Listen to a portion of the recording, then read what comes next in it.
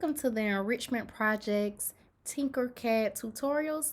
Today we'll be talking about the basic tools and different things you can use to create 3D items and to design items that you can 3D print.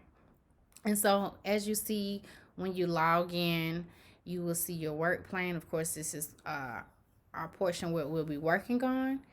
Um, Immediately on your right hand side you see TinkerCAD basic shapes, and so you'll have a bunch of basic shapes that you can use.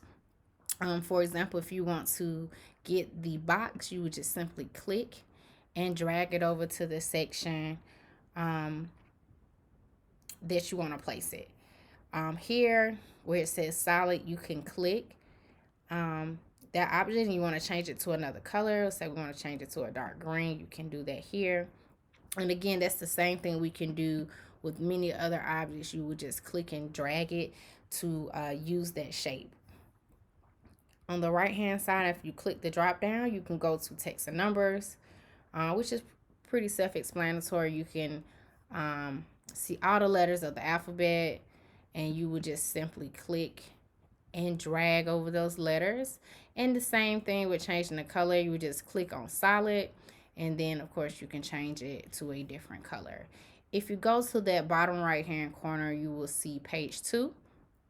You can click on page 2, which will give you like an exclamation point and of course some different characters and numbers.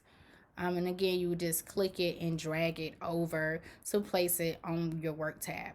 Now, if you need to zoom in, you would use these items on the left hand side. The plus symbol will be zoom in, so you just click it to zoom in. To zoom out, you would use the minus symbol that is right below it to zoom out. Now you have different views. You can see your objects. So on the top left hand corner, if you press top, of course you'll get the top view.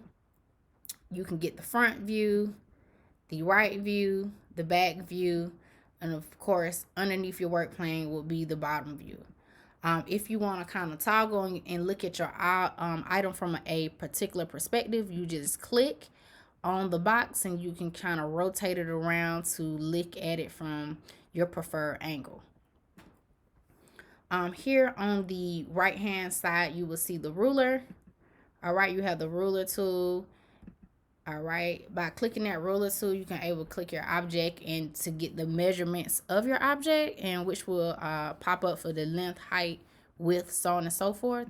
If you want to increase the sizing, not increase the sizing. If you want to move your item, you would just click it and you can move it up and down. And let me zoom in so y'all can kind of see some things. If you want to change the perspective, change those measurements in here, you can kind of move it back and forth. And you can kind of see your ruler plane.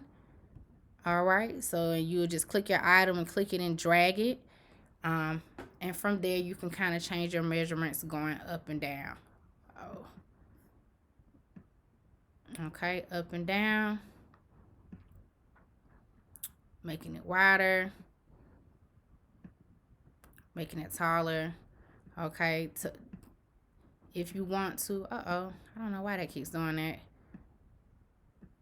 If you need to rotate it, you would just click that arrow at the top and you can actually rotate it, and it'll tell you the degrees that you're rotating it.